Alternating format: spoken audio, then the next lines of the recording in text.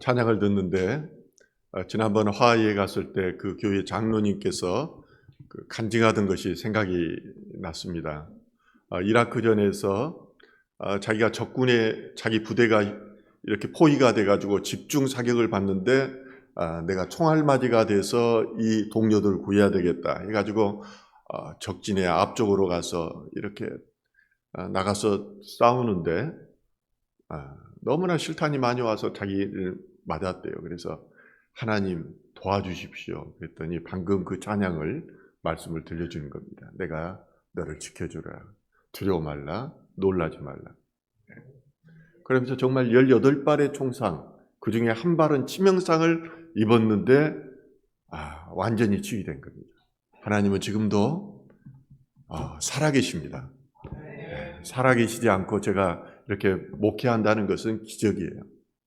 여러분들 그냥 늘 그냥 맨날 목사하는 소리가 그 소리구나 이렇게 생각하니까 삶의 변화가 없는 겁니다. 만약 여러분들에게 대통령의 일이 맡겨진다면 여러분 어떻게 하시겠습니까? 만약 여러분들에게 대통령이 장관의 직을 부여한다면 여러분 어떻게 하겠습니까? 우리 보통 생각하기에 자리가 사람을 만든다고 이렇게 말을 합니다. 나도 대통령을 자리를 준다면 얼마든지 할 수 있다고 그렇게 말을 할 것입니다. 근데 과연 그럴까요? 과연 그 자리를 맡겨준다면 그렇게 잘 할 수 있느냐는 것입니다. 목회자도 마찬가지입니다. 신학교만 나와서 목사 점수 받는 사람들 참 많습니다. 전도사 고시를 합격하고 강도사 고시 그렇게 어렵지 않습니다. 소수만이 떨어질 뿐입니다. 그리고 일정 기간이 지나고 나면은 목사 안수로 해서 누구나가 다 목사가 될 수 있느냐고요. 이렇게 돼서 목사가 된 사람들 많습니다. 그리고 나서 정말 하나님께 영광이 되고 하나님께 기뻐하는 그 사역을 하냐는 것입니다. 그런데 목회자는 지식으로뿐만 아니라 영적으로 준비되지 않으면 영혼 구원의 사역을 감당하지 못하는 것입니다. 그래서 하나님께서는 시험하고 연단해서 그 사람을 그 자리에 맞게 세우시는 거예요. 그런데 조그만 일에도 성실하지 못하고 조그만 일에도 감당하지 못한 사람들에게 하나님께서 큰 일을 안 맡깁니다. 그 작은 것에 충성하는 것을 보아서 그 다음 단계의 일을 맡기는 것입니다. 모세도 120년의 인생을 살았습니다. 그의 인생은 결정적으로 40년씩 3단계로 구분됩니다. 40년은 왕자로 삼았습니다. 왕의 지위를 애굽의 왕이 될 수 있는 그런 자리에 있었습니다. 40년은 광야의 목동으로 살았습니다. 왕에서 목동으로 떨어졌을 때 그가 느꼈던 그런 추락감, 그리고 자존감, 그리고 하나님에 대한 관점들 얼마나 많은 생각들이 있었겠어요. 그리고 나서 하나님께서는 저에게 이스라엘 백성들을 구원하는 사명자의 사명을 주었던 것입니다. 케냐에 마사이족들이 있는데요.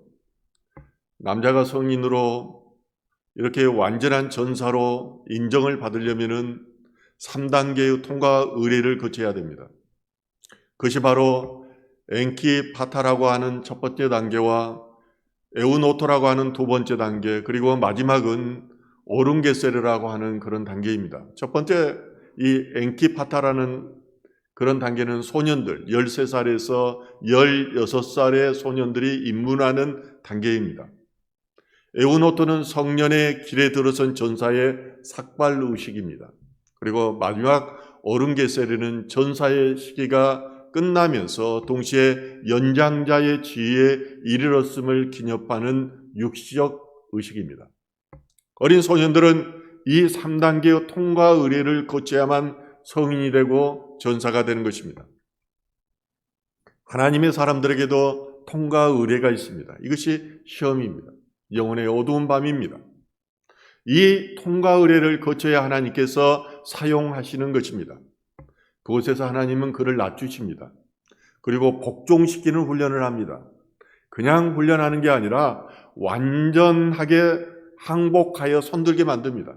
이 단계를 거치지 않으면 축복해 주시지 않습니다. 그래서 하나님을 만났던 하나님의 사람들은 대부분 이 단계를 거칩니다. 이런 말을 하면은 그 목사님은 처절하게 고백해요.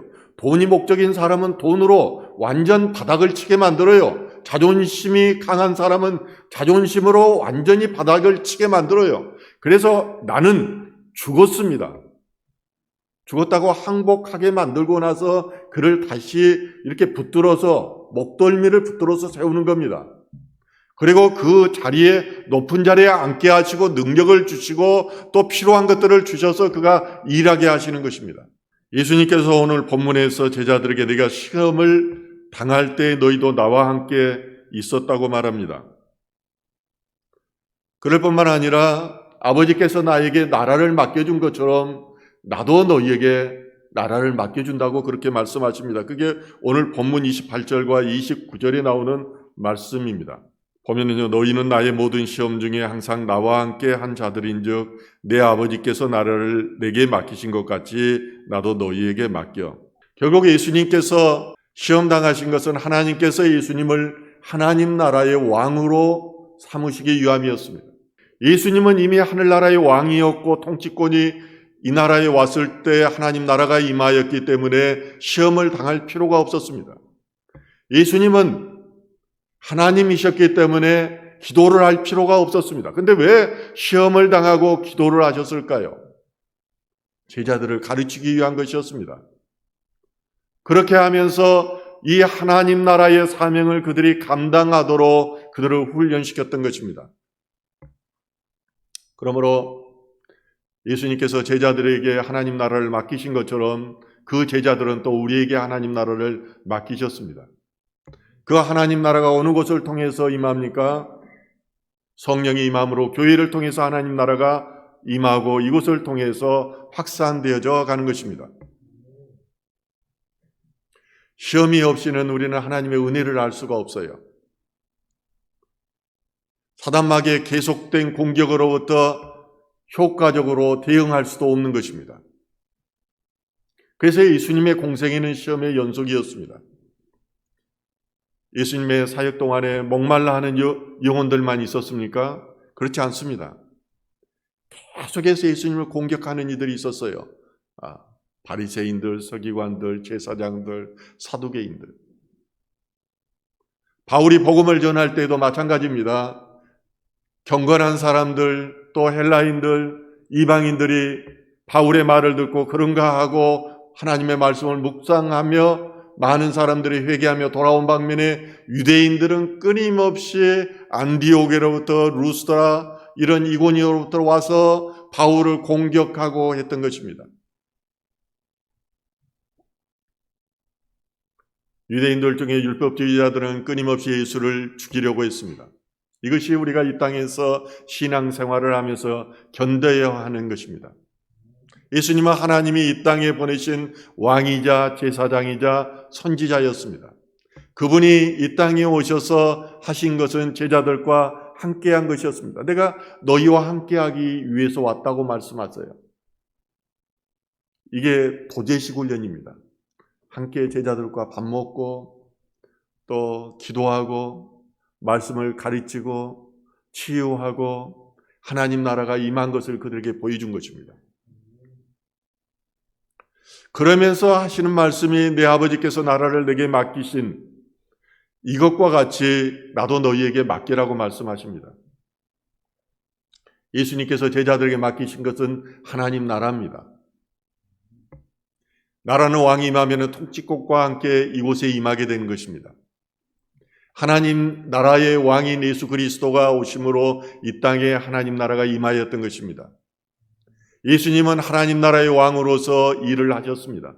오병이의 기적들, 그리고 안진병인을 일으키신 것들, 또한 귀신을 쫓겨나게 하는 것들, 이것이 하나님 나라가 임한 거예요. 그리고 제자들에게 이것을 보이시고 능력을 주었을 때 사도행전에 보면 어떻습니까? 계속해서 제자를 통해서 하나님 나라가 임합니다. 안긴뱅이가 일어나고 죽은 자가 살아나고 또 뭐 수건만 돼도 베드로의 그림자만 지나가도 아픈 자들이 치유되는 역사가 일어났습니다. 예수님께서는 광야에서 시험을 당할 때에 성령의 인도함을 받아서 광야로 나갑니다. 그리고 사단으로부터 시험을 받고 나서 마지막에는 어떻게 합니까? 천사들이 저를 수중듭니다. 이것은 우리에게 시사하는 바가 매우 큽니다. 하나님 나라를 맡아서 일하는 자에게 성령님께서 인도한다는 것입니다. 천사들이 수중들어 우리를 지켜준다는 것입니다. 우리의 신앙생활은 끊임없이 사단으로부터의 공격을 수반합니다. 그러나 하나님의 성령의 능력으로 천사의 도우심으로 우리는 이것을 감당하고 이겨나가는 것입니다. 우리가 영안이 열리지 않아서 이것을 보지 못할 뿐이에요. 저 같은 경우는 부분적으로 봐요. 그렇다면 어떤 분들은 저보다도 좀 더 열려서 더 많이 보는 것을 저는 보게 돼요. 그래서 그분들하고 대화하면서 크로스 체크를 저는 하는 거예요. 특히 예수님께서는 시험당하는 표본을 보여주시고 사단 마귀와의 싸움에서 필요한 것이 말씀과 기도인 것을 우리에게 가르쳐 주십니다. 그리고 예수님께서 마지막 사단의 시험을 당하기 전에 땀방울이 핏방울 되도록 그렇게 기도하시지 않습니까? 기도로 시험을 준비하신 거예요. 우리가 인생을 살아가면서 영혼의 어두운 밤을 지나는 것도 고난의 시간들을 통해서 하나님의 은혜를 깨닫게 하기 위한 것입니다. 그리고 그 과정을 통해서 사명을 깨닫는 거예요. 우리는 눈이 다쳐서 보지 못해요. 귀가 다쳐서 듣지를 못해요. 그렇지만은 그 고난의 과정을 통해서 하나님의 은혜와 하나님의 뜻을 깨닫고 영의 눈이 열리고 영의 귀가 열리게 하는 것입니다. 보통 우리들은 하나님의 시험 가운데 있을 때 하나님께서 내 기도를 들어주지 않는다고 이렇게 원망하는 경우가 많습니다. 많은 분들이 이 시험의 과정을 잘 통과하지 못하기 때문에 귀가 열리지 않고 보이지가 않는 것입니다. 그런데 이 시험을 잘 통과하고 나면 하나님의 뜻을 알게 돼요. 그때 내 기도를 들어주시지 않는 것이 응답이었구나. 만약 하나님께서 내 부르짖음을 들으시고 그 기도에 응답하셨다면 나는 구렁텅이에 빠질 수밖에 없었구나 하는 것을 시간선상 위에서 깨닫게 되는 거예요. 여러분들은 돈을 달라고 하는데 하나님께서 그때 돈을 주었다면 여러분들이 교회를 나오지 않고 멸망할 수도 있었다는 것입니다.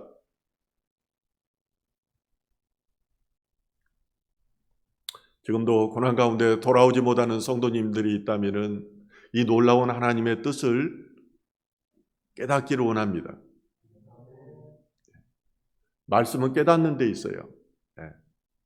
말씀이 선포되면 씨앗이 뿌려지지 않으면 이것을 깨닫지 못하면 말씀이 뿌리를 내리지 못합니다. 성장하지 못합니다. 그래서 누룩이 번지는 것처럼 이 말씀이 번지지를 못해요. 이 말씀이 이 채소류가 나무가 되어가지고 그것에 새들이 날라오고 하나님 나라가 그곳에 임해야 되는데 깨닫지 못하면은 이런 역사가 나타나지를 않는 것입니다. 첫 번째는 시험을 잘 이기자는 것이었습니다. 하나님 나라에 우리가 그 임무를 맡는 사람들이기 때문에 먼저 시험을 잘 이기자. 두 번째입니다. 하나님 나라를 다스릴 자로 우리가 부르심을 받았으면 두 번째로는요, 섬기는 일을 잘해야 돼요. 오늘 본문의 말씀은 예수님께서 십자가에 달리시기 전에 제자들과 만찬을 마치고 그리고 앞으로 내가 내 운명이 어떻게 될 것이다 이런 중요한 말씀을 하셔요. 그리고 새 언약의 말씀을 주셔요. 구약의 말씀은 옛 언약이었지 않습니까? 이때부터 새 언약을 말씀을 하셨습니다. 그래서 매우 이 부분은 중요한 부분입니다. 그런데요, 하나님께서 제자들의 눈과 귀를 어둡게 해요. 예수님께서 지금 얼마나 중요한 말씀을 하십니까? 그런데 제자들의 눈과 귀가 어두워졌어요. 눈을 열려주지 않는 거예요. 귀를 열어주지 않는 거예요. 그러다 보니까 그 말씀의 심각성을 알지 못했어요. 그래서 제자들은 자신의 스승이 아주 급박한 위기의 상황 가운데 있음에도 불구하고 그 다음에 일어나는 행동이 뭐냐면은 누가 크냐 하는 문제로 싸워요. 이때까지만도 영의 눈이 열려지지 않았기 때문에 육신의 정욕이 그들을 사로잡고 있었습니다. 이런 어수선한 상황 속에서 예수님이 얼마나 마음이 답답했겠습니까? 그래서 제자들에게 말합니다. 하나님 나라에서 큰 자가 과연 어떤 사람들일까에 대한 가르침을 주는 것입니다. 오늘 본문 25절과 26절 같이 한 목소리로 읽겠습니다. 예수께서 이르시되 이방인의 임금들은 그들을 주관하며 그 집권자들은 은인이라 칭함을 받으라. 너희는 그렇지 않을지니 너희 중에 큰 자는 젊은 자와 같고 다스린 자는 섬기는 자와 같을지니라. 예수님은 인간의 참된 위대함이 어디에 있다고 말합니까? 섬김에 있다고 말해요. 섬김을 받는 것이 아니라 섬기는 자가 위대한 자라는 거예요. 이방인들의 왕들은 어떻습니까? 백성들 위에 군림합니다. 권세를 부립니다. 그리고 그들을 다스리려고 하는데 너희는 그렇게 하지 말라는 거예요. 너희는 가장 어린 사람처럼 되어서 낮은 자가 되어서 섬기도록 하라는 거예요. 그것이 하나님 나라를 다스리는 원리라는 겁니다. 우리도 이 원리를 깨닫지 못하면은 섬기는 자가 되기보다 섬김 받기를 원하게 되는 것입니다. 그렇지 않으면 교회 안에서 직분을 가지고 누가 높느냐를 가지고 키를 잽니다. 재산 가지고 키를 잽니다. 사회적인 지위를 가지고도 키를 잽니다. 목사가 돼가지고도 내가 과거에 얼마나 높은 직위에 있는가 이걸 가지고 드러내게 돼요. 내가 현재 얼마나 돈이 많으면서 하나님의 복받은 사람인가를 가지고 성도들 앞에 자랑하게 돼요. 천박함의 결정판이 이런 것입니다.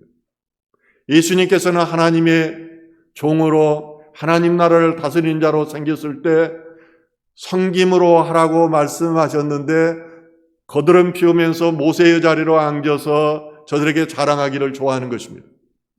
예수님은 방금 전까지 제자들의 발을 씻기셨습니다.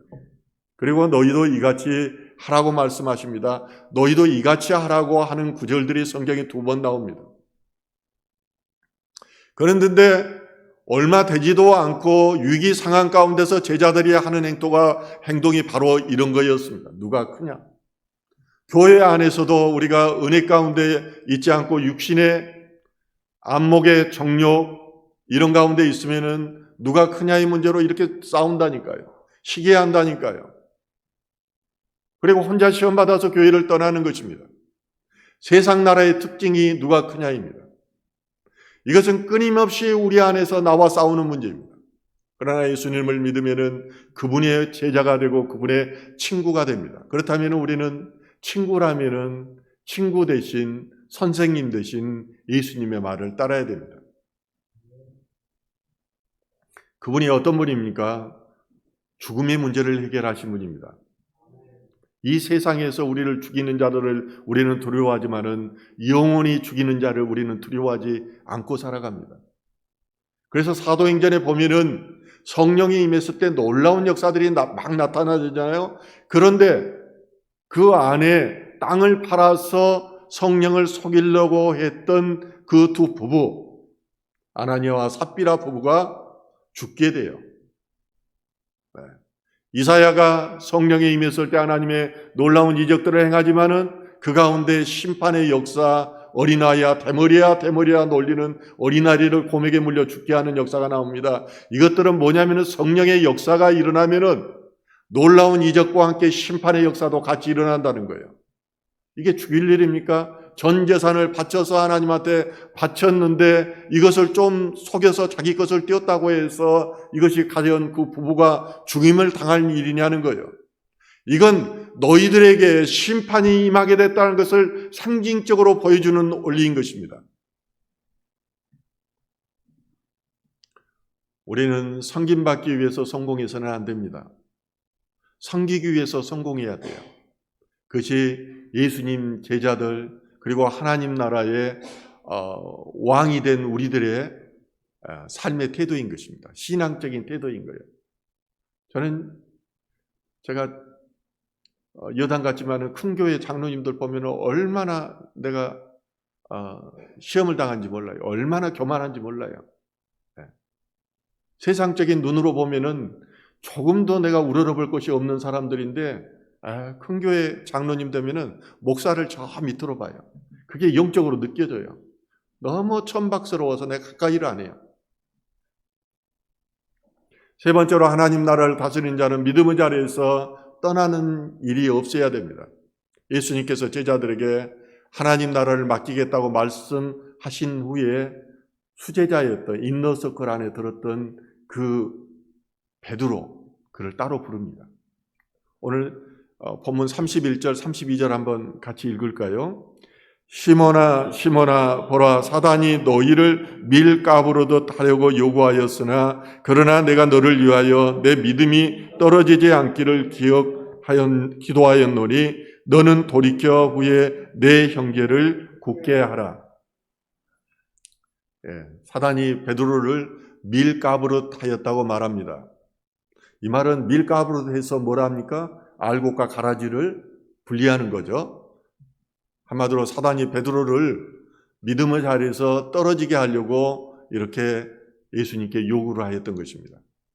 왜 하필 사단은 베드로를 공격의 대상으로 삼았을까요? 이걸 우리는 알아야 됩니다. 우리는 주님 앞에 매여 있지 않으면은, 참된 제자가 되지 않으면은 건들지를 않습니다. 자기 편이거든요. 놔둬도 저절로 하나님의 나라는 무너지게 되어 있거든요. 그런데 그 중에서 우두머리 타겟을 사단은 선정합니다. 가장 효과적으로 하나님 나라를 무너뜨리는 방법을 집중적으로 공략하는 거예요. 만약에 제자들의 수장이었던 베드로가 무너졌다면 다른 제자들은 마찬가지로 힘없이 무너진다는 사실은 너무나도 자명한 일입니다. 이처럼 사단은 머리를 공략합니다. 교회에서도 저로 목회자를 주로 공략해요. 제가 경찰 선교를 와서 끊임없이 계속적으로 영적으로 느끼는 것은 끊임없이 사단 마귀가 옮겨다니면서 공략을 해요. 이게 우연이 아닙니다. 여러분들은 모르죠. 제가 근데 약한 사람이었으면 경찰 출신이 아니었다고 그러면은 저는 그런 데서 포기하고 경찰 선교 그냥 하고 내 교회로 갔을 거예요. 그러나 저는 하나님이 맡겨준 사명이 있기 때문에 그 사명의 자리에서 하나님의 명을 거역할 수 없기 때문에 이겨냈습니다. 앞으로도 저를 계속해서 공격할 것입니다. 성도님 가운데도 시험이 있을 수 있습니다. 시험은 세상이 주는 시험이 있고 사단이 주는 시험이 있습니다. 이것은 깨어 기도하면 우리가 알 수 있습니다. 예수님이 베드로에게 말씀하시죠. 오늘 본문 22장 33절과 34절 말씀입니다. 한번 같이 읽을까요? 그가 말하되 주여 내가 주와 함께 오게도 죽는 데에도 가기를 각오하였나이다. 이르시되 베드로야 내가 내게 말하노니 오늘 닭 울기 전에 내가 3번 나를 모른다고 부인하리라 하시니라. 베드로는 다혈질이었습니다. 성질이 굉장히 급해요. 그리고 어디에서나 나서기를 좋아해요. 실수가 많거든요, 이런 사람들이. 예수님께서 자신의 믿음에 대해자 말하자 발끈하죠. 그래서 내가 주와 함께 오게 가든지 아니면은 죽는 한이 있더라도 주님을 배반하지 않겠다고 이렇게 고백합니다. 이 대답에 대해서 주님께서 뭐라고 말씀하십니까? 내가 오늘 닭 울기 전에 3번 나를 모른다고 부인하리라. 내일도 아니에요. 오늘이에요. 한 번도 아닙니다. 3번이에요. 네. 주님을 따라 죽겠다고 다짐했던 베드로가 이렇게 허무하게 신앙이 무너지고 또한 배반할 것이라고 주님께서 말씀하십니다. 제가 군대 생활할 때 그때는 구타가 참 많았습니다. 나는 구타를 당하는 상황이 오면은 맞지 않고 싸우겠다고 그렇게 다짐했습니다. 그런데 밤에 우리 동기들 6명이 있었는데 선임들이 불러가지고 창고로 불러낸 겁니다. 그리고 몽둥이로 치는데 저는 저항할 의지를 잃어버렸어요. 그때 내가 생각한 겁니다. 인간이 이렇게 비겁하구나. 어떤 상황이 오면은 이렇게 나약한 것이 인간이구나. 베드로의 고백은 이 당시까지 진심이었습니다. 그런데 정말 주님이 힘없이 무너지는 상황을 보면서 자신도 무서웠던 것입니다. 그래서 여종 앞에서 3번 부인하는데 마지막은 저주하기까지 합니다. 하나님을 배반한 인간의 죄성은 계속해서 배반하도록 우리의 DNA 안에 내재되어 있습니다. 이것이 원죄입니다. 천국에서 중요한 것은 스스로가 지은 자범죄보다도 원죄가 중요합니다. 나의 원죄를 이기신 분이 예수 그리스도입니다. 십자가에서 이 원죄를 해결해 주시고 너희를 의롭다고 하시고 영생을 주신 분이 예수 그리스도라는 것입니다. 이 원죄를 해결하기 위해서 우리는 예수 그리스도를 믿고 있는 거예요. 사람은 그러므로 사랑의 대상이지 믿음의 대상이 아닙니다. 그래서 인간의 배반을 자연스럽게 받아들여야지 그것을 가지고 상처받아서도 안 되는 것입니다. 그러나 우리가 믿음을 지키며 배반하지 말아야 될 유일한 대상은 예수 그리스도입니다. 이분을 배반하면 우리는 지옥 가기 때문이에요. 언제의 문제를 해결하지 못하기 때문이에요. 이 심각성을 알지도 못하고 알려고도 하지 않기 때문에 사람들은 예수를 믿지 않습니다. 예수 믿으라고 하면 비웃습니다. 그리고 예수를 믿다가도 또 세상으로 나가고 또 세상 가운데로 교회를 배반하는 것입니다. 믿음 앞에서 힘든 상황이 오면 믿음을 지킬 수 있는 힘을 달라고 그러므로 우리는 기도해야 됩니다. 어떤 상황 가운데서도 예수님을 배반하지 않도록 성령께서 도와달라고 기도해야 하는 거예요. 우리의 힘으로는 우리의 원죄 때문에 예수님을 배반하기 힘든 거예요. 베드로는 예수님이 사단의 마지막 시험 가운데 있을 때에 깨어 기도하라는 주님의 요청을 간과해 버렸습니다. 그래서 깨어 기도해야 될 시간에 잠들어 있었던 것입니다. 오늘 혹시라도 우리 가운데 이렇게 잠들어 있는 분은 없습니까? 우리가 위기 상황에 있을 때 우리를 도와줄 성령의 임재를 위해서 우리는 깨어 기도해야 되는 것입니다. 예수님께서는 베드로를 넘어뜨리려는 사단의 시도를 하나님 앞에 중보 기도하심으로 이러한 시도를 무너뜨릴 수 있었습니다. 하나님은 욥을 사단에게서 구원하신 것처럼 베드로의 영혼을 구원하셨던 것입니다. 결국 베드로는 예수님이 십자가의 길을 걸어갈 때 3번이나 주님을 부인하였으나 주님의 간곡한 기도 덕분에 회개하여 주님께 돌아올 수 있었습니다. 저는 목회 생활을 하면서 많은 성도들이 하나님을 떠나는 것을 보았습니다. 그들은 한때 하나님을 알았으나 세상의 유혹을 뿌리치지 못하고 세상으로 갔습니다. 다행히 저는 언제든지 오케이입니다. 여러분들이 다른 교회만 나간다면 저는 우리 교회 안 나와도 상관이 없습니다. 저는 영혼 구원하는 데 목적이 있기 때문입니다. 그런데 가장 가슴 아픈 것은 밖으로 나가셔서 세상 가운데 방황하면서 신앙생활을 하지 않는다는 점입니다. 구원은 누구를 위한 것이 아닙니다. 구원은 죽느냐 사느냐의 문제입니다. 천국이냐 지옥이냐 영생이냐 영벌이냐의 문제인 것입니다. 그리고서 이 문제를 누구의 탓으로 돌려서도 안 됩니다. 목사가 마음에 안 들고 성도가 마음에 안 들면 그 교회를 떠나면 됩니다.